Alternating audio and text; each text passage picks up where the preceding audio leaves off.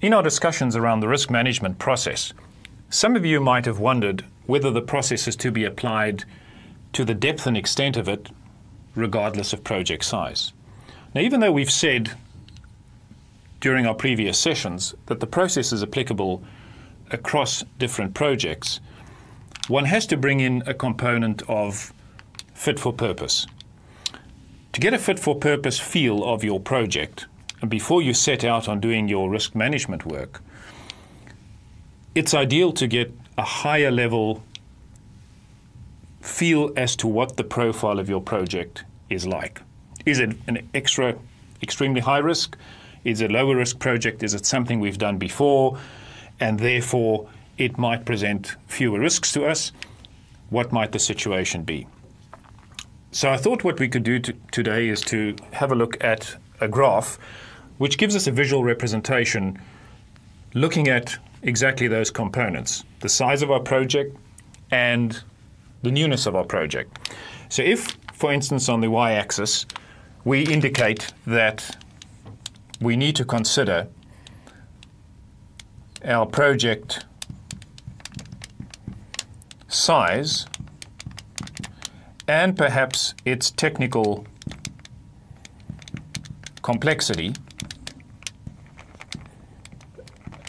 which we can consider from low to high. And on the x-axis, we can give consideration to the geographical space, how well we know the area, have we worked there before, or is it a remote area which presents an entirely new experience for us and therefore might represent higher risks. So on this axis, we could indicate perhaps the newness of the project or the remoteness of the project compared with where we usually do business. So in consideration, how do these two dimensions impact on our risk? Well, conceptually, the further away from the known area, so moving from low to high, the more unknown the area in which we are undertaking the project or the geographic location thereof, the more unknown or the more uncertain, the higher the risk would be. The less technical complexity, the smaller a project, the less risky, moving out to larger and technically more challenging projects, which would increase our risk. So let's have a look if we can give some labels in terms of where some of your projects could be plotted. The first project, which is the one which we've done many times over, we've presented it, we've delivered these projects in well-known areas where we've worked before and where we've had low technical complexity, we refer to as standard projects. So as you might have anticipated, it'll sit somewhere around here on the graph.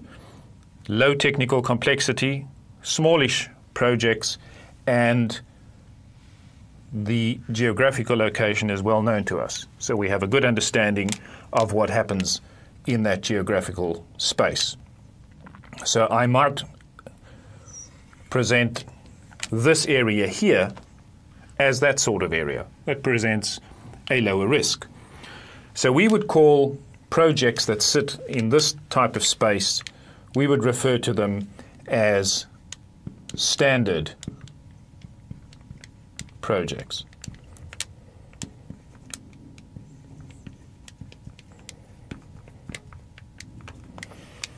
So if we put our risk thinking hats back on, would we have to delve into the fullest extent of our risk management process and our risk management tools and templates? Well, probably not. Standard projects would be projects that are delivered well within our capabilities, within our organization. We've done it many times over. And therefore, the risks involved in these type of projects are well known to us. So as a kickoff with our risk work, we'd probably go back, speak to project managers who've done this before within the organization, and we can take a lot away from lessons learned. If we start moving away, let's start moving up the y-axis and say, we are going to start to deliver projects which are larger in size, a bit more technically complex, but still within geographical regions that are well known to us. So we know supply chains, we know the provisioning of labor, we know the legal infrastructure, and so forth.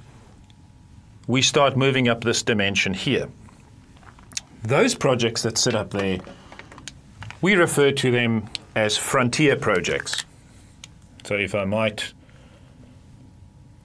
indicate these in two parts. So our frontier projects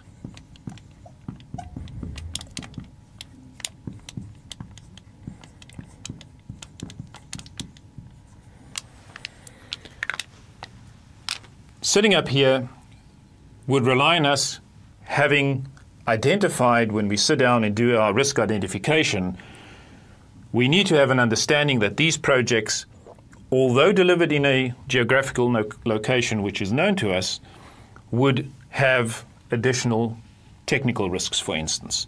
Are we across the technology? When we do our risk categorization, have we given sufficient consideration to the technical aspects, that we're across those and that they do not present risks which can cause cost and schedule variances towards the end of the process? If we come across to this area here, we're saying we're moving away from home base, so to speak. We're moving into new geographical locations. Technical complexity may still be relatively low, but we're moving across here.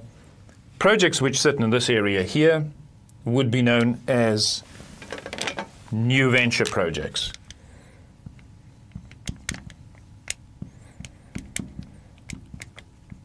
So in new venture projects, we may decide we'd like to do projects which have been within our technical capability. We've done them 100 times over, but let's do them in other geographical locations.